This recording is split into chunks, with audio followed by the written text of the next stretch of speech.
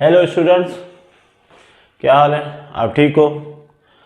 और आज हम पढ़ने जा रहे हैं क्लास 9th के जो बेसिक टॉपिक्स हैं काइनेमेटिक्स के। अब काइनेमेटिक्स क्या है पहले तो ये देख लें आप।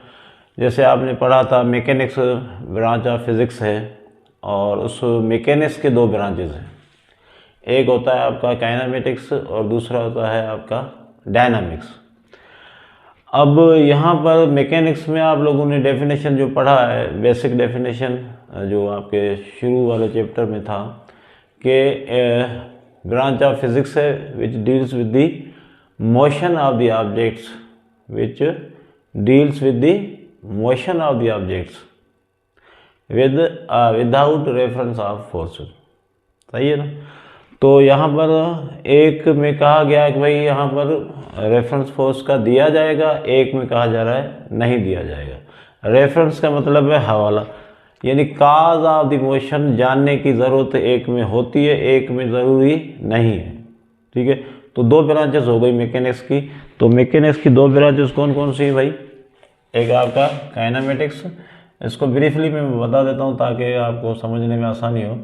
मैकेनिक्स के आपके दो ब्रांचेस हो गए, एक आपका हो गया काइनेमेटिक्स और दूसरा आपका होता है डायनामिक्स। ठीक है ना? ये आपका डायनामिक्स ये without reference of force, without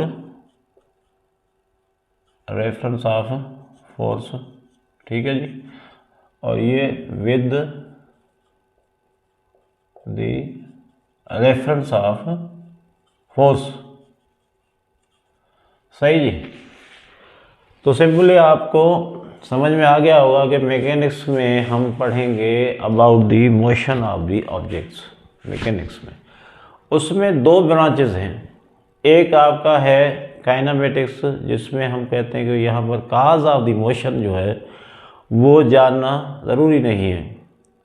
देखिए, काज ऑफ द मोशन क्या होता है? Force. Cause of the motion क्या होता है? फोर्स। हर जो बॉडी भी हरकत में है या मोशन में है तो हमें पता है उसके पीछे कोई न कोई फोर्स होगी। सही है?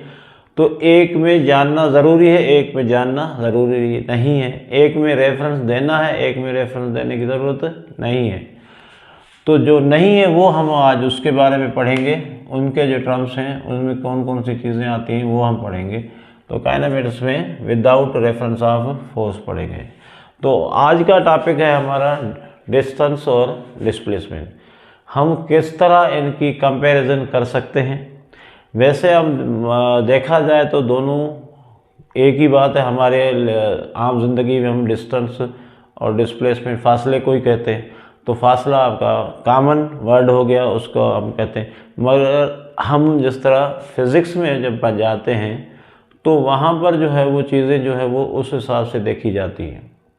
ठीक है, जैसे हमने पढ़ा था कि क्वांटिटीज़ जो हैं वो कुछ क्वांटिटीज़ स्केलर्स हैं और कुछ क्वांटिटीज़ आपकी फ़िज़िक्स में वेक्टर्स हैं। तो जाहिर है इन चीज़ों को डिफ्रेंशिएट तो करना पड़ेगा। हम सब चीज़ों को एक साथ सबको स्केलर भी नहीं बोल सकते, सबको वेक्टर्स भी नहीं बोल सकते। ठीक है ना?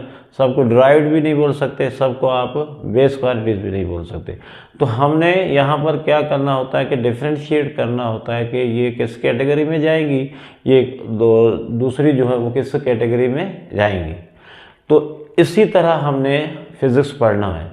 फिज़िक्स जब भी पढ़ो तो भाई जो उसका जो बेसिक कंसेप्ट है उसको लेके चलो कि भाई जो तुम पढ़ते जा रहे हो तो उस हिसाब से उसका पोस्टमार्टम करो, उनका जो है वो खोल के देखो, उन चीज़ों को इधर उधर बिखेर के देखो कि क्या होता है।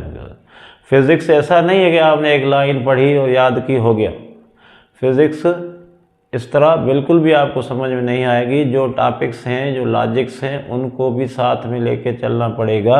उनको भी हर वक्त आपको गहरी नज़र रखनी पड़ेगी। जो भी टॉपिक तुम्हारे सामने आए तो उन पे जो तुम्हारी नॉलेज अब तक है उसके हिसाब से तो कम से कम सोचो कि भाई अगर हमने ये भी पढ़ा है इसमें ये भी रिलेट कर सकते हैं, ये भी हो सकता है, ये भी हो सकता है, ये भी हो सकता है। अब भले हो या ना हो मगर उसको आप चेक ज़रूर करें। इस तरह अगर आपकी हैबिट बन गई तो आप फिज़िक्स में जो है वो बेहतर परफॉर्म कर सकते हो। जो एज इट इज़ पढ़ा उसने, तो ऐसा होता नहीं है कि उससे रिलेट करने के लिए बहुत सारी चीज़ें होती और वो आपको रिलेट करनी चाहिए जब वो टॉपिक आप पढ़ रहे हो, ताकि वो टॉपिक आपके दिमाग में, आपकी ज़िंदगी में बहुत क्लियर हो जाए और उसके सारे डाउट जो हैं वो आपके क्लियर हो जाए। तो अब आपका जो टॉपिक हमारा है काइनेमेटिक्स का ही है, और यहाँ पर मैंने पहले से ही लिख दिया कि यहाँ पर फोर्स का रेफरेंस देने की ज़रूरत नहीं है। चलो जी, अब हमारा टॉपिक क्या है ओरिजिनल? डिस्टेंस और डिस्प्लेसमेंट। अच्छा, डिस्टेंस और डिस्प्लेसमेंट पढ़ने से पहले एक चीज़ बताना चाहता हूँ, पोजीशन। भाई ये पोजीशन आपका वेक्टर क्वांटिटी है। पोजीशन क्या है? वेक्टर क्वांटिटी है, यानी वेक्टर से ही रिप्रेजेंट होती है ये। पोजीशन होता क्या है? ये एक ऐसी टर्म है जो आप किसी भी चीज़ की लोकेशन को, किसी भी पॉइंट की लोकेशन को डिस्क्राइब करती है, किसी का एड्रेस बताती है आपको। पोजीशन का मतलब क्या है फिजिक्स में? ये आपको किसी पॉइंट का मतलब कोई आपने किसी के घर का पता मालूम करना है या बताना है किसी को, या किसी स्कूल का पता या कोई ऑफिस का पता आपने बताना है, तो उसको जो हो उसके बारे में जो आप इंफॉर्मेशन कलेक्ट करते हो वो कैसे पता करेंगे? किसी रेफरेंस के थ्रू बताया जाएगा आपको, यानी उसको लोकेट करने के लिए फिक्स किया जाएगा। उसको लोकेट करने के लिए फिक्स। फॉर एग्जाम्पल तुम्हारा स्कूल, भाई आपका स्कूल कहाँ है? तो आप कहोगे फला जो कॉलेज है उससे 100 मीटर दूर है। तो पता नहीं कौन से 100 मीटर, लेकिन आपने क्या बोला? ये आपका स्कूल है, ठीक है भाई, ये आपका स्कूल है। अब आप कह रहे हो कि भाई यहाँ पर कोई कॉलेज है, इधर आसपास में कोई कॉलेज है, या इस तरह की कोई दूसरी बिल्डिंग है, या कोई प्रोमिनेंट चीज़ है जिसका आप हवाला दे रहे हो। हवाले को हम कहते हैं रेफरेंस। क्या कहते हैं? तो उससे 100 मीटर दूर है या 200 मीटर दूर है, ऐसे बोला आपने। मगर इस तरह आप एग्जैक्ट नहीं बता सकते। अब उसके लिए आपको डायरेक्शन भी बताना पड़ेगा। उसके लिए आपको डायरेक्शन भी बताना होगा। 100 मीटर दूर है भाई, कहाँ पे है? लेफ्ट में है, राइट में है, नॉर्थ में है, साउथ में है, ये तो बताया नहीं आपने, तो वो तो रुलता रहेगा, है ना। तो वो आपका जो बंदा जिसने आपसे ये पूछा था, वो आपका घूमता रहेगा भाई, 100 मीटर इधर भी जाए उधर भी जाए, कहीं पता ही नहीं। तो एग्जैक्ट कैसे बताओगे आपको? 100 मीटर आपका जो स्कूल है वो दूर है फला कॉलेज से, या फला कोई बिल्डिंग है, या कोई रोड है, तो उससे ये भी बताना पड़ेगा किस डायरेक्शन में है। अब उसके लेफ्ट में जाओ, या ऐसे बोलोगे उसके नॉर्थ में जाओ, उसके साउथ में जाओ, तो आपको मिलेगा हमारा स्कूल। अब वो बंदा जो है वो एग्जैक्ट उस डायरेक्शन में जाए। तो हम कह सकते हैं कि भाई यहाँ पर कोई आपकी दूसरी बिल्डिंग है, यहाँ पर कोई कॉलेज है, तो आप बता रहे हो कि भाई इस कॉलेज से ये जो है वो कितनी दूरी पे है? 100 मीटर की दूरी पे है। कितने की? अब ये कॉलेज जो बन गया आपका रेफरेंस पॉइंट। क्या बन गया? रेफरेंस पॉइंट बन गया, जिसको हम फिजिक्स में ओरिजिन कहते हैं। क्या कहते हैं? ओरिजिन कहते हैं, ठीक है ना। अब देखो, बिल्कुल ही हम सादा लफ्ज़ों में आपको समझा रहे।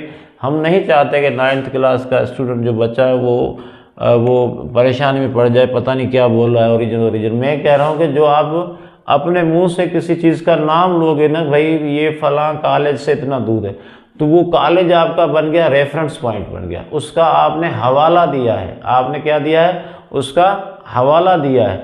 वो हवाले के हिसाब से हम जा रहे हैं, ठीक है।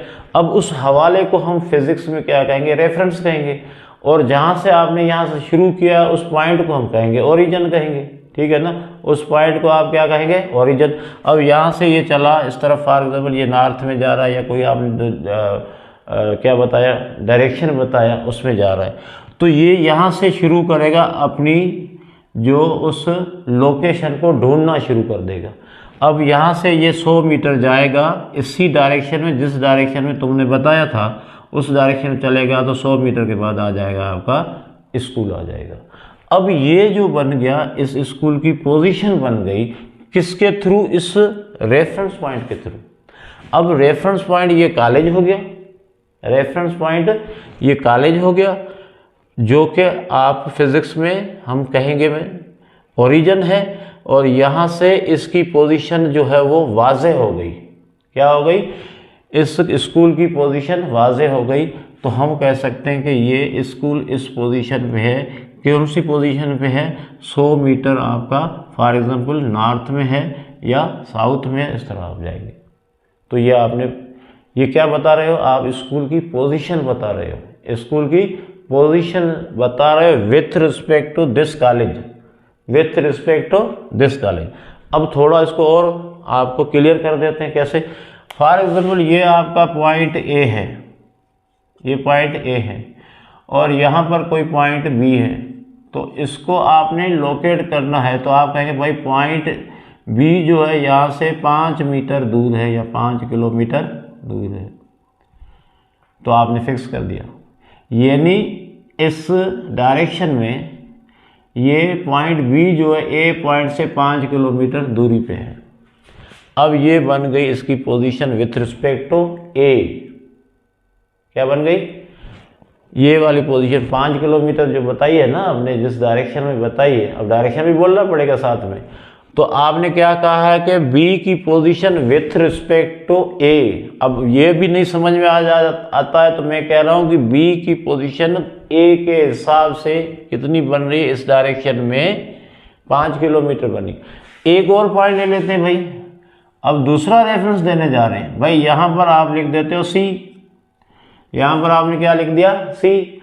अब आप कहोगे भाई सी से तुम जाओगे अगर, है ना, आपकी पॉसिबिलिटीज हो सकती है ना, आप बता रहे हो ना किसी को।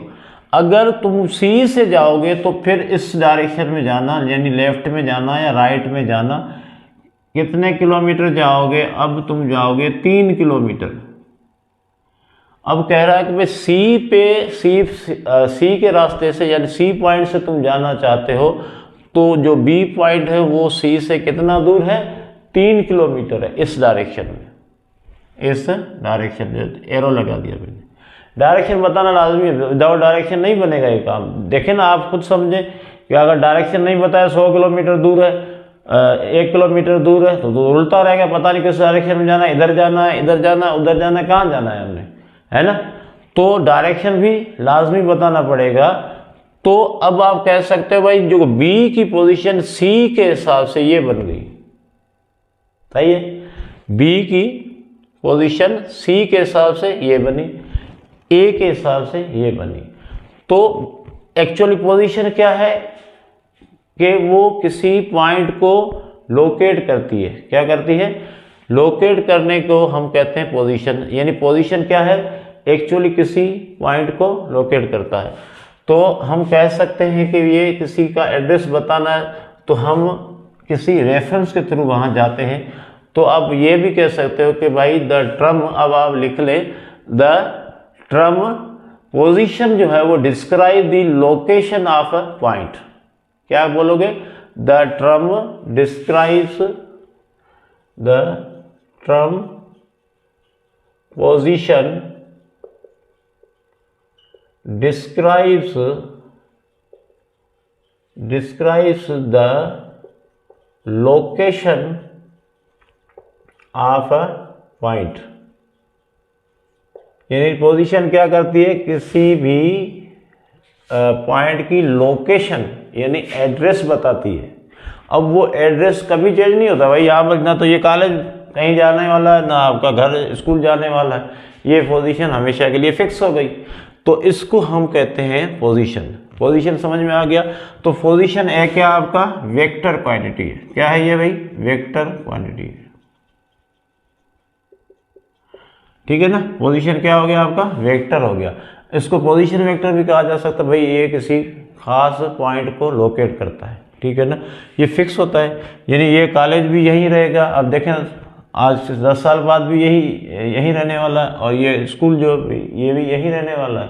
तो इस पॉइंट में कोई तब्दीली नहीं आने वाली। तो इसको हम कहते हैं पोजीशन। अब ये हमेशा किसी रेफरेंस के थ्रू ही लेनी पड़ेगी। अब इसको हम थोड़ा आगे बढ़ाएं तो ये भी कह सकते हो कि भाई अगर आपका कोई प्लेस है तो with respect to some reference, ठीक है ना। अब यहाँ पर कह सकते हो किसी जगह का आप पता बता रहे हो किसी रेफरेंस के थ्रू, किसी दूसरी जगह के रेफरेंस के साथ बता रहे हो, तो उसको हम कहेंगे पोजीशन को लोकेट करना। उसको क्या कहेंगे? पोजीशन को लोकेट करना। क्योंकि ये अगर आपको समझ में आ गया तो डिस्टेंस और डिस्प्लेसमेंट समझना आसान हो जाएगा आपके लिए, ठीक है जी। तो यहाँ पर ये ज़रूरी था, सही है। अब हम आ जाते हैं हमारे असल टॉपिक पे। उम्मीद करते हैं कि यह पोजीशन आपको समझ में आ गई होगी। पोजीशन क्या है? The term position describes the location of a point, ठीक है। वो है क्या? आपका एक वेक्टर क्वांटिटी है, ठीक है ना।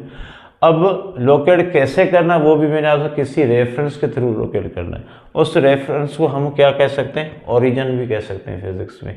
ये आप आगे चल के पढ़ोगे। अभी जहन में क्या रखना है? उस रेफरेंस पॉइंट को। अब रेफरेंस पॉइंट देखें, आप हमेशा एग्जाम्पल ज़िंदगी भरी पड़ी है कि आप किसी का पता बता दे, भाई फलां कॉलेज से लेफ्ट में चले जाओगे तो 100 मीटर पे आपको फलां स्कूल मिल जाएगा। फलां मस्जिद जो है उससे आप थोड़ा 50 मीटर आगे जाओगे तो वो आपका जो रिक्वायर्ड टारगेट है वो आपको मिल जाए। यानी आप रेफरेंस दे रहे हो, उस रेफरेंस के थ्रू आप उसको जिसका पता बता रहे हो उसको फिक्स कर रहे हो। तो इस तरह जो है हम कह सकते हैं इस पूरे अमल को हम कहते हैं यहाँ पर एक पोजीशन है क्या? एक्चुअली आपकी एड्रेस बता दी किसी भी पॉइंट को फिक्स करने के लिए, ठीक है जी। तो ये हो गया पोजीशन। अब आते हैं हम हमारे असल टॉपिक जो है आपका डिस्टेंस और डिस्प्लेसमेंट, ठीक है। नोट कर लिया ये भाई।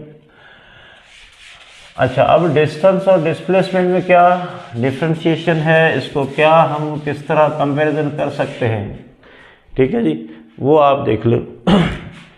डिस्टेंस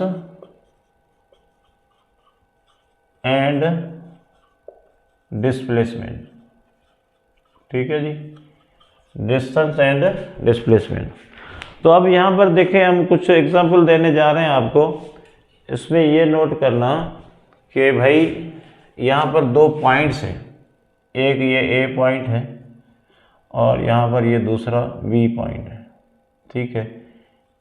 अब आप समझेंगे एक ये स्टेशन है, दूसरा ये स्टेशन है, एक ये शहर है, दूसरा ये शहर है। यहाँ पर जाने के लिए मुख्तलिफ, आपको पता है दो शहर है या दो स्टेशन है, उनको वहाँ पर जाने के लिए मुख्तलिफ रूट हो सकते हैं। एक रूट तो नहीं होता, मुख्तलिफ तरीक़ों से आप मुख्तलिफ रोड बने होते हैं, उस हिसाब से आप जाते हो। तो यहाँ पर भी 2-3 रास्ते हैं या 3-4 रास्ते हैं, उनको हम देखेंगे, उनको एग्जामिन करेंगे। तो ये जहन में रखना है। यहाँ पर आप नॉर्मली सबको पता होता है कि आपने एक शहर से दूसरे शहर जाना है तो मुख्तलिफ रास्तों से आप जा सकते। कोई घूम फिर के जा रहा है, कोई कैसे जा रहा है, कोई कैसे जा रहा है, तो ये जा सकते। अब फॉर एग्जाम्पल एक बंदा निकला यहाँ से, इस रास्ते से होता हुआ ऐसे पहुँच गया, ये रोड पकड़ा। दूसरे ने जो है ये रोड पकड़ा, ठीक है ना, तो इस तरह होके पहुँच गया इधर। तीसरा जो था उसने एक और रोड से रास्ता लिया और यहाँ से होके ऐसे आ गया। मर्जी है उसकी, हर एक का अपना मसला है, ठीक है। किसी और एक और बंदा है जो बिल्कुल ही ऐसे चला गया इधर, ये वाला सीधा, ये बिल्कुल आपका एग्जैक्ट सीधा चला गया। अब यहाँ पर रास्ते कितने हो गए? 1 2 3, ये 4 रास्ते मैंने है। अब आपने ये देखना है कि भाई ए से निकला बी तक पहुँचा, सही है ना। सबकी मंजिल, सबकी इन तीनों की या 4 जो बंदे निकले थे सबकी मंजिल तो बी था। सबकी मंजिल क्या था? आपका बी था, ठीक है। मगर हर एक ने अपने अपने रास्ते से देखा, तो इनमें देखें कोई रास्ता जो है छोटा है, कोई बड़ा है। मगर एक रास्ता ये देखें, नंबर 4 देखें, उसका कंपैरिजन आप करें बाकी किन 3 रास्तों से, तो ये आपको सबसे छोटा रास्ता लग रहा है। सबसे छोटा यानी आपका कम से कम फासला है। क्या है ये? कम से कम फासला है। तो वाहिद ये रास्ता है जो आपका कम से कम लग रहा है। बाकी सब जो है इससे बड़े हैं। अच्छा, वहाँ पर ये देखें, वहाँ पर ख़ास बात ये भी है कि आपके जो इस रास्ते से कोई जाएगा तो एक डायरेक्शन में तो नहीं जाएगा, कभी इधर मुड़ गया फिर इधर मुड़ गया फिर ऐसे गया फिर, यानी वो आप अपने डायरेक्शन में उस पूरे रास्ते में क्या कर रहा है, चेंज कर रहा है। इसी तरह इन्हीं रास्तों में सारे डायरेक्शन भी आपके ये बल खाता हुआ जा रहा है, तो इसके डायरेक्शन भी आपके चेंज हो रहे हैं। यहाँ पर जो देखें तो इसका डायरेक्शन बिल्कुल ही नाक की सीध में गया है, ये भी आगे पॉइंट आ गया। अब यहाँ पर हमने जो ऑब्जर्व किया है वो ये ऑब्जर्व किया है कि भाई यहाँ पर जो तीन रास्ते हैं 1, 2 और 3, ये तीनों रास्ते बहुत बड़े रास्ते हैं, या इनका जो फासला बनेगा वो ज़्यादा बनेगा नंबर 4 रास्ते के मुकाबले में। फोर्थ जो आपका पाथ है वो सबसे छोटा है, तो इस सबसे छोटा जो है इसको हम कहेंगे डिस्प्लेसमेंट। क्या कहेंगे? इसको हम कहेंगे डिस्प्लेसमेंट। और बाकी ये जो रास्ते हैं ये सारे किस में आ जाएंगे? डिस्टेंस में आ जाएंगे। ये सारे किस में आ जाएंगे? ये भी डिस्टेंस है। सही है भाई, ये भी आपका डिस्टेंस है। सही। तो एक्चुअली क्या हो रहा है कि भाई यहाँ पर जो रास्ते 3 हैं वो डिस्टेंस में शुमार कर दिए हमने, और एक जो रास्ता है वो बिल्कुल सीधा नज़र आ रहा था, उसको हमने क्या कर दिया? डिस्प्लेसमेंट में डाल दिया। और अब वहाँ पर ख़ास बात ये भी थी कि वो सबसे छोटा था, सबसे कम से कम में था, और दूसरा ये था कि वो आपका क्या था?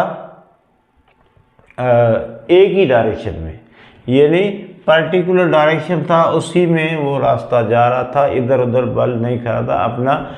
अगर कोई बंदा यहाँ से लेकर ए से लेकर बी तक जाएगा तो उसको रास्ता तब्दील करने की ज़रूरत नहीं पड़ेगी, क्योंकि वो डायरेक्शन आपका जो है वो सीधा जो है वो वहाँ जा रहा है। समझ में आ रही है बात? तो इसको हमने क्या बोल दिया? डिस्प्लेसमेंट। सही। तो अब यहाँ पर देखें कि भाई डिस्टेंस जो है वो किस तरह डिफाइन करें और डिस्प्लेसमेंट को किस तरह डिफाइन करें। सही है। तो यहाँ पर हम कह सकते हैं कि भाई आपका जो डिस्प्लेसमेंट है, पहले हम डिस्प्लेसमेंट के पॉइंट्स को नोट करते हैं, फिर हम जाके उसको देखते हैं। तो डिस्प्लेसमेंट, चलो पहले डिस्टेंस को देख लेते हैं। तो डिस्टेंस क्या है? इस रास्ता यहाँ से लेकर यहाँ तक है तो इससे तो बड़ा है, तो हम कह सकते हैं कि भाई इसको अगर डिफाइन करना है तो हम कहेंगे लेंथ ऑफ द पाथ। इस रास्ते की जो लंबाई है, इस रास्ते यानी 1 की, 2 की और 3 की, यानी हम क्या लिखेंगे डिस्टेंस में? क्या लिखेंगे? देखो यहाँ पर डिस्टेंस की डेफिनेशन लिख रहे हैं, length of the path, length of the path between A and B is called distance. भाई कौन से रास्ते हैं भाई? 1 का देख लो, 2 का देख लो, 3, यानी path 1, 2 and 3 are called distance. क्या कहा जाएगा इनको? डिस्टेंस कहा जाएगा। क्यों? क्योंकि ये आपके एक डायरेक्शन में नहीं है। दूसरा, ये जो डिस्टेंस है वो ज़्यादा है, लेंथ इनकी ज़्यादा as compare to fourth path. चौथे जो रास्ता है तो वो भी रास्ता, मगर उसकी लेंथ जो है वो सबसे कम है और उसका डायरेक्शन एक ही है। चले, फिर हम कह सकते हैं कि भाई डिस्टेंस जो है आपका, ये आ गया इसकी डेफिनेशन, डिनोटेड बाय एस। सही है। फिर हम कहेंगे यहाँ पर कोई पर्टिकुलर डायरेक्शन नहीं था, यहाँ पर कोई पर्टिकुलर डायरेक्शन नहीं था। देखो 1 में देखो, 2 में देखो, 3 में, ये आपने डायरेक्शन चेंज करता हुआ कोई बंदा या कोई ऑब्जेक्ट जा रहा है, तो हम कहेंगे यहाँ पर कोई पर्टिकुलर डायरेक्शन नहीं बता सकते। ना हम ये कह सकते कि भाई वो नॉर्थ में सीधा जा रहा है, वो साउथ में नीचे जा रहा है, या ईस्ट में जा रहा है, या वेस्ट में, हम ऐसा नहीं बोल सकते। वो ईस्ट में भी जा रहा है, वो साउथ में भी जा रहा है, वो हर तरफ डायरेक्शन चेंज करता हुआ जा रहा है, तो हम कहेंगे भाई यहाँ पर कोई भी मामला डायरेक्शन का नहीं आ रहा, तो हम कहेंगे ये स्केलर क्वांटिटी है। ये क्या है आपका स्केलर क्वांटिटी है, यानी यहाँ पर डायरेक्शन का कोई जिक्र नहीं आ रहा, एक डायरेक्शन नहीं हम बताएंगे भाई फला डायरेक्शन में जा रहा, हमने ऐसा नहीं कह सकते। तो नहीं कह सकते, डायरेक्शन तयन नहीं कर सकते, डायरेक्शन फिक्स नहीं कर सकते, तो हम कहेंगे यहाँ पर ये स्केलर क्वांटिटी है। चले स्केलर क्वांटिटी हो गया, और इसका फार्मूला क्या होगा भाई, S is equal to V into T, speed into time हो जाएगा। क्या फार्मूला होगा, स्पीड इंटू टाइम, और इसका SI यूनिट क्या बनेगा आपका मीटर, क्या बनेगा, डिस्टेंस को मीटर SI यूनिट के हिसाब से मीटर में नापा जाता है। तो ये यहाँ पर आपको समझ में आया कि भाई डिस्टेंस क्या है, लेंथ ऑफ द पाथ है मेजर्ड बिटवीन 2 पॉइंट्स, दो स्टेशन के दरमियान पाथ जिस रास्ते से तुम गए हो उस रास्ते की मेजरमेंट कर लो, उसको हम कहेंगे डिस्टेंस कहेंगे। यहाँ पर कोई ख़ास डायरेक्शन में नहीं होगा, किसी पर्टिकुलर डायरेक्शन में ऑब्जेक्ट मूव नहीं कर रहा है, ये भी आप कह सकते हो इसकी जो है वो ऑब्जर्वेशन है। दूसरा आपने ये भी कहा कि यहाँ पर जो है वो डायरेक्शन नहीं है, तो इसको हम क्या कहेंगे, स्केलर क्वांटिटी कहेंगे। अब आ जाते हैं डिस्प्लेसमेंट पे, अब आ जाते हैं डिस्प्लेसमेंट पे। भाई डिस्प्लेसमेंट के बारे में हमने क्या कहा, शॉर्टेस्ट डिस्टेंस, शॉर्टेस्ट डिस्टेंस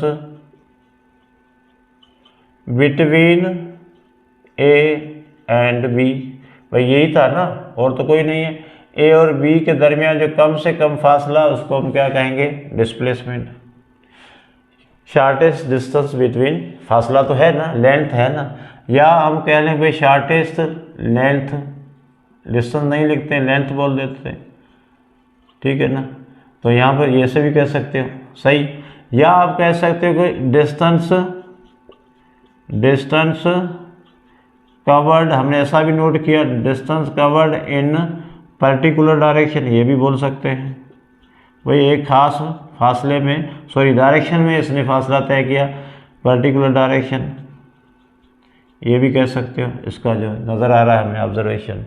हम ये भी कह सकते हैं कि भाई शॉर्टेस्ट डिस्टेंस है, शॉर्टेस्ट लेंथ है A और B के दरमियान, इससे शॉर्टेस्ट जब बोले तो इसका मतलब है इससे ज़्यादा शॉर्ट नहीं हो सकता, ये इससे ज़्यादा अब शॉर्ट नहीं हो सकता। 1 मीटर भी शॉर्ट किया तो ये इधर मिटाना पड़ेगा और आप B तक नहीं पहुंच पाओगे। समझ में आ रही है ना बात। शॉर्टेस्ट का मतलब है ये 3rd डिग्री पे चला गया, 3rd डिग्री के बाद 4th डिग्री तो आपका इंग्लिश में है ही नहीं। शॉर्टेस्ट मीन्स आपका अब 1 मीटर क्या 1 इंच भी कम करोगे तो B तक नहीं पहुंच पाओगे, तो ये कम से कम फासला है, तो उसको हम कहेंगे आपका डिस्प्लेसमेंट। दूसरा हमने ये देखा भाई ये जा रहा था एक ही डायरेक्शन में, यहाँ से निकला A से निकला B तक पहुंचा, तो एक ही डायरेक्शन में जा रहा था, तो हम इसको बोलते हैं, इस फासले को हम बोलेंगे डिस्प्लेसमेंट। अब दूसरा हम ये भी कह सकते हैं कि भाई लेंथ मेजर्ड, लेंथ ये भी बोल सकते हो, देखो length measured between initial point, between initial point and final, चलो इनिशियल पोजीशन लिख दो भाई, initial position and final position, भाई जहाँ से निकला था और फाइनल पोजीशन तक जो आपका डिस्टेंस बनता है उन दोनों के दरमियान, इनिशियल और फाइनल को मिला दो आपस में, ठीक है ना। यहाँ से शुरू हुआ और यहाँ पर ख़त्म हुआ, ऐसे मिला दिया हमने, ये बन गया आपका डिस्प्लेसमेंट। तो हम कह सकते हैं भाई चेंज इन पोजीशन, कह सकते हैं ना, चेंज इन पोजीशन, ये बन गया एक और डेफिनेशन, चेंज इन पोजीशन। देखो पोजीशन का मैंने इसलिए बताया था, पहले पोजीशन फिक्स होती है, चेंज इन पोजीशन। भाई ये मार्कर देखो, ये मार्कर यहाँ था, अब मैंने यहाँ घुमा के यहाँ रख दिया, हम तो वो नहीं देखेंगे कैसे आया, वो तो डिस्टेंस में चला गया, हम पहले यहाँ था अब यहाँ आ गया, तो ये वाला जो फासला है इसको हम कहेंगे डिस्प्लेसमेंट। अब ऐसे घुमा के लाया हूँ तो वो बन गया आपका डिस्टेंस, वो बन गया आपका डिस्टेंस। मगर मैं आप क्या देखो कि भाई इनिशियल और फाइनल पोजीशन को देखो, क्या देखो, पहले कहाँ था अब कहाँ है, उन दोनों के दरमियान जो पोजीशंस के दरमियान फासला होगा उसको हम बोलेंगे डिस्प्लेसमेंट। भाई पहले मार्कर यहाँ था, यहाँ पर देखो मैंने मार्कर कहाँ था आपका नज़र आ रहा है, तो यहाँ पर था, अब मार्कर इधर पहुँच गया। ठीक है, कैसे पहुँचा, देखो कैसे पहुँचा, इधर से घुमा के मैं लाया हूँ इधर, तो आपने ये जो घुमा के लाए ये तो था डिस्टेंस, मगर तुमने यहाँ इनिशियल पोजीशन और ये इसकी फाइनल पोजीशन है, इनका ये जो फासला बनेगा इसको हम कहते हैं डिस्प्लेसमेंट। यानी चेंज इन पोजीशन देखना है आपने, कहाँ से लेकर कहाँ तक गए हो, कहाँ से लेकर कहाँ तक गए हो, इसको हम कहते हैं डिस्प्लेसमेंट। अब कैसे गए हो, कौन से रास्ते से गए हो, ये डिस्टेंस हो जाएगा। ठीक है ना। अब मैं यहाँ कहूँ कि भाई यहाँ पर मैं कमरे के फर्श पे खड़ा हूँ, मैंने छत पे कोई चीज़ लेके जानी, तो मैंने यहाँ से सीधा तो नहीं जाऊँगा, तो मैं घूम फिर के जाऊँगा, मगर मैंने छत पे जाना है तो मैंने असल फासला कितना तय किया है, यहाँ से लेकर छत का जो 10-12 फीट का फासला वही तय किया है। यानी मैंने अपनी पोजीशन चेंज की है, मैं पहले फर्श पे था, अब मैं उधर हूँ, छत पे हूँ, तो मेरी पोजीशन में कितना फ़र्क आया है, पहले मैं यहाँ था, ये मेरी इनिशियल पोजीशन थी, अब मैं छत पे खड़ा हो गया तो मेरी फाइनल पोजीशन हो गई। मेरी पोजीशन में कितना फ़र्क आया, 10-12 फीट का जो होगा छत और फर्श के दरमियान फासला होगा, वही मेरा पोजीशन होगा। तो समझ में आ रही है। अब मैं यहाँ से चढ़ के सीढ़ियों पे चढ़ के घूम फिर के गया, वो हो जाएगा शुमार किसमें, डिस्टेंस, वो मेरा पाथ था, वो मेरा पाथ, यानी मैंने उस रास्ते से वहाँ तक पहुँचा था। सही है जी। तो उसको हम कहेंगे डिस्टेंस, और जो इनिशियल पोजीशन और फाइनल पोजीशन के दरमियान जो फासला होगा उसको हम क्या कहेंगे, डिस्प्लेसमेंट कहेंगे। तो मैं उम्मीद करता हूँ ये बात आपको समझ में आ गई होगी, ये जो बात अभी मैंने बोली। अब ये आपका वेक्टर क्वांटिटी है, ये क्या है आपका वेक्टर क्वांटिटी। क्यों भाई, इसलिए कि यहाँ पर आपने कहा पर्टिकुलर डायरेक्शन में है, यहाँ डायरेक्शन का बताना ज़रूरी है। मैंने बोला था आपको, पोजीशन जब मैं समझा रहा था तो आपने किसी पॉइंट को लोकेट करना है तो डिस्टेंस तो बोलोगे, मगर ये भी साथ में बोलोगे इस डायरेक्शन में जाओगे तो आपका डिस्प्लेसमेंट बनेगा। अगर मैं कहूँ कि भाई फलां कॉलेज से तुम 100 मीटर नॉर्थ में जाओगे, फलां कॉलेज से 100 मीटर तुम नॉर्थ में जाओगे तो तुम्हारा स्कूल तुम्हें मिलेगा, तो मैंने क्या बोल दिया, फिक्स कर दिया उसका डायरेक्शन। अब न वो इधर जाएगा न इधर जाएगा, सीधा नॉर्थ में जाएगा, तो 100 मीटर का फासला तय करेगा, गिन के तय करेगा। 100 मीटर जब हो जाएंगे पूरे तब उसका स्कूल आ जाएगा। तो ये है आपका डिस्प्लेसमेंट। यानी अगर आप पोजीशन लोकेट करें तो ये इसका मतलब ये डिस्प्लेसमेंट है। यानी जो मैं बता रहा था ना भाई, ये आपका एक पॉइंट है, दूसरी पॉइंट का लोकेशन क्या बताया, यहाँ से इस डायरेक्शन में जाओगे तो सीधा जाओगे इधर, तो ये एक्चुअली क्या बन गया आपका डिस्प्लेसमेंट। ये तो नहीं बोल रहा है कि भाई इधर से घूम फिर के जाओ, पहले इधर जाओ। अच्छा, ऐसा भी बोल सकता है, ऐसा भी बोल सकता है, वो आपको क्या बोलेगा, पहले इधर जाना, फिर इधर दाएं मुड़ जाना, फिर इधर मुड़ जाना, फिर इधर मुड़ जाना, फिर आप जाना इधर, फिर। तो ये जो है, ये जो इतना सारा आपने रायता फैलाया है, ये एक्चुअली किस में आएगा, डिस्टेंस में आएगा। मगर आप बोलोगे भाई यहाँ से सीधे चले जाओ, सीधे नॉर्थ में चले जाओ तो तुम्हें मिलेगा, आपका पॉइंट मिल जाएगा।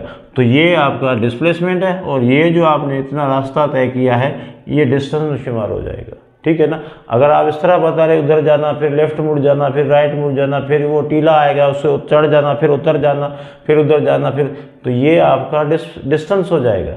एक्चुअल क्या है, एक्चुअल फर्स्ट इनिशियल और फाइनल पोजीशन इसकी यहाँ से तुम शुरू हुए थे, गए कहाँ पे हो, यहाँ पे, तो ये जो फासला है ये आएगा किसमें, डिस्प्लेसमेंट में आएगा। ये जो सारा तुमने इतना सारा मेहनत किया है, घूम फिर के गए, मजबूरी है, रास्ता सीधा तो नहीं होगा ना, तो ये आ जाएगा किसमें, आपका आ जाएगा डिस्टेंस में आ जाएगा। ठीक है।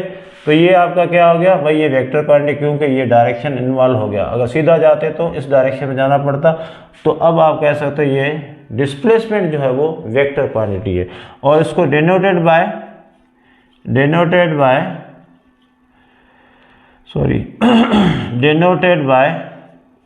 डी, डी के ऊपर आपने वेक्टर की निशानी, ये देखो डी, डी के ऊपर आपने इस तरह, फार्मूला वही होगा वेलोसिटी इंटू टाइम। क्या होगा? Velocity into time. वो स्पीड इंटू टाइम, ये आपका वेलोसिटी इंटू टाइम हो गया। इसका एसआई यूनिट क्या होगा भाई? इसका एसआई यूनिट भी वही होगा। अब यूनिट इसका मीटर है, यानी इसका जो मैग्नीट्यूड है वही है मीटर, मैग्नीट्यूड इसका वही है। चले, अब ये हो गया आपका डिस्प्लेसमेंट और यहाँ पर डिस्टेंस। ठीक है, अब अगर हम देखें यहाँ पर कुछ और पॉइंट्स हैं तो ये नोट कर ले, तो मैं कुछ और पॉइंट्स बता रहा हूँ, कुछ मिटा के नोट कर ले। ठीक है जी, अब मैं कुछ पॉइंट्स बता रहा हूँ ताकि आपको क्लियर हो जाए कि डिस्टेंस और डिस्प्लेसमेंट बराबर भी हो सकते हैं। अभी यहाँ पर क्या था, खेल क्या था, डिस्टेंस ज़्यादा बताया जा रहा है, डिस्प्लेसमेंट कम बताया जा। भाई ऐसा भी तो हो सकता है ना, डिस्टेंस और डिस्प्लेसमेंट एक भी तो हो सकता है, सेम भी तो हो सकता है। कैसे? देखो, अब उसको ज़रूरी नहीं कि हम इसको ही डिस्टेंस बोलें, वो होगा ही नहीं। अब देखें क्या कहता हूँ मैं, समझाने की कोशिश तो कर रहे हैं ना। अब यहाँ पर देखें कि अगर मैं बोलूँ आपसे कि ये दो पॉइंट्स हैं, दो पॉइंट्स हैं ए और बी, ये पॉइंट ए है और ये पॉइंट बी है, यहाँ से लेकर यहाँ तक गया। चलो रास्ता देखें, रास्ता सीधा था, रास्ता बाय चांस सीधा था, हम चले गए, ए से लेकर बी तक पहुँच गए। अब हमसे पूछा जाए या आपसे पूछा जाए भाई डिस्टेंस कौन सा, डिस्प्लेसमेंट कौन सा, डिस्टेंस कौन सा, डिस्प्लेसमेंट कौन सा, अब क्या बोलोगे? अब आप बोलोगे सर डिस्टेंस भी यही है, डिस्प्लेसमेंट भी यही है, ज़ाहिर है हमारा रास्ता एक ही है, इधर यहाँ से यहाँ तक जाने का रास्ता एक ही था, तो डिस्प्लेसमेंट भी यही है, डिस्टेंस, क्योंकि दोनों डेफिनेशन को ये कर रहा है। वो क्या था, length measured, length of the path measured between two points, distance तो यही था। और यहाँ से लेकर यहाँ तक भाई गए 10 किलोमीटर गए, कितने गए 10 किलोमीटर गए, तो डिस्टेंस आपको कितना हो गया 10 किलोमीटर। डिस्प्लेसमेंट क्या होगा, यही होगा, और तो कोई है नहीं। ठीक है, रास्ता एक ही है, तो डिस्प्लेसमेंट भी यही और डिस्टेंस भी यही, यानी डिस्टेंस और डिस्प्लेसमेंट बराबर हो सकते हैं। ज़रूरी नहीं है कि हम कहा जाएगा भाई डिस्टेंस आपका हमेशा बड़ा होता है और डिस्प्लेसमेंट हमेशा छोटा होता है, ऐसा नहीं है। कभी कभी ये भी हो सकता है ना। सीधे आप चले गए भाई, यहाँ से लेकर वहाँ तक चला गया, तो मैंने डिस्टेंस भी वही तय किया, डिस्प्लेसमेंट भी वही तय किया, सही है ना। तो यहाँ पर ये कह सकते हो, सही।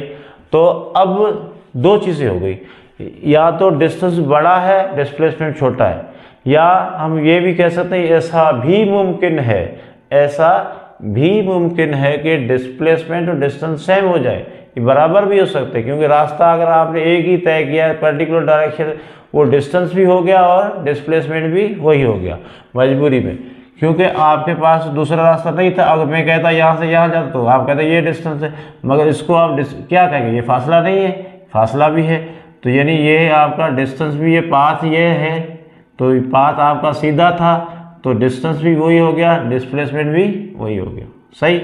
तो हम कह सकते हैं अगर मैं डिस्टेंस और डिस्प्लेसमेंट का करूँ आपस में कंपैरिजन कर रहा हूँ, क्या कर रहा हूँ भाई, कंपैरिजन कर रहा हूँ, तो ये एस इधर आ गया, इधर क्या आएगा 1, इधर क्या आएगा 1, 1 का मतलब बराबर है, 1 का मतलब है ये बराबर है। मगर दूसरी बात ये भी है कि एक्चुअली डिस्प्लेसमेंट हमने दूसरी डेफिनेशन क्या पढ़ा था, शॉर्टेस्ट डिस्टेंस, ये भी तो पढ़ा था, उसको भी तो लिखना पड़ेगा। बराबर तो हमेशा नहीं होता, हमेशा बराबर नहीं हो सकता। किस्मत से कोई ऐसा हो सकता है, बराबर भी हो सकते, मगर हमेशा बराबर भी नहीं होता ना। हम ये भी नहीं बोल सकते डिस्टेंस और डिस्प्लेसमेंट बराबर है तो ख़त्म हो गई कहानी, फिर इधर इतना सारा बखेड़ा खड़ा करने की क्या ज़रूरत थी। तो ये बराबर भी हो सकते हैं, और ये तो हमने पढ़ लिया कि हर एक को बात समझ में आ गई भाई, डिस्टेंस हमेशा बड़ा होगा, डिस्प्लेसमेंट छोटा होगा। तो हम लिख रहे हैं distance is less and equal to 1, sorry displacement क्या होगा, डिस्टेंस के मुकाबले में लेस एंड इक्वल, यानी इनका जो रेशो बनेगा, डिस्प्लेसमेंट का और डिस्टेंस का रेशियो क्या बनेगा, या तो ये बराबर होंगे, या तो ये बराबर होंगे, या क्या होगा भाई, या क्या होगा, लेस, डिस्प्लेसमेंट हमेशा लेस रह सकता है। अगर हम कंपैरिजन करें या तो ये बराबर हो सकते हैं, ये तो बात समझ में आ गई। एक बात ये समझ में आई। दूसरी बात, जब मैं इसकी डेफिनेशन लिख रहा था भाई, यहाँ पर देखो ये रास्ता क्या है, ये तो डिस्टेंस है, तो ये बड़ा है ये छोटा है, तो मैं कहूँगा भाई डिस्प्लेसमेंट शॉर्टेस्ट डिस्टेंस है। डिस्प्लेसमेंट क्या है, shortest distance as compare to the distance. तो दो चीज़ें हमारे जहन में आ गई। आप हमेशा ये याद रखना कि भाई जो डिस्प्लेसमेंट है वो लेस एंड इक्वल टू होता है इसके डिस्टेंस के। तो उसका रेशियो क्या बनेगा हमेशा, डिस्प्लेसमेंट टू द डिस्टेंस का रेशियो क्या बनेगा हमेशा, डिस्प्लेसमेंट हमेशा या तो कम होगा या ज़्यादा से ज़्यादा बराबर हो सकता है, उससे बड़ा नहीं हो सकता, उससे डिस्टेंस से बड़ा नहीं हो सकता। तो इस तरह कर सकते हो भाई, देखो less and equal to less and equal to less and equal to distance, सही है। तो इसको अगर मैं इधर लाऊंगा तो इधर आ गया 1। अब आपने मैथमेटिक्स पढ़ने वालों समझ जाओ कि मैंने क्या बोला है कि डिस्टेंस और डिस्प्लेसमेंट का रेशियो जो बनता है, या डिस्प्लेसमेंट और डिस्टेंस का रेशियो जो बनता है, वो हमेशा लेस एंड इक्वल टू 1 बनेगा। ये बराबर भी हो सकते हैं, और डिस्प्लेसमेंट कभी भी डिस्टेंस से बड़ा नहीं हो सकता, बराबर हो सकता है मगर बड़ा नहीं हो सकता। तो ये था आज आपका टॉपिक आज का। उम्मीद करते हैं आपको समझ में आया होगा, और अगर समझ में आ जाए तो आप इसको चैनल को अगर सब्सक्राइब नहीं किया है तो प्लीज़ इसको सब्सक्राइब कर लें, और बेल आइकन को जो है वो प्रेस कर दें, ताकि जो नया वीडियो अगर आएगा, नेक्स्ट वीडियो आते रहेंगे आपकी तरफ, वो आपको नोटिफिकेशन के थ्रू मिल जाएंगे और उसको आप आराम से देख सकते हो। ठीक है जी, उम्मीद करते हैं आपने इसको एंजॉय किया होगा, और फर्दर जो है वीडियोज़ के लिए आप वेट करें, आते रहेंगे आपकी तरफ। तब तक टाटा बाय बाय।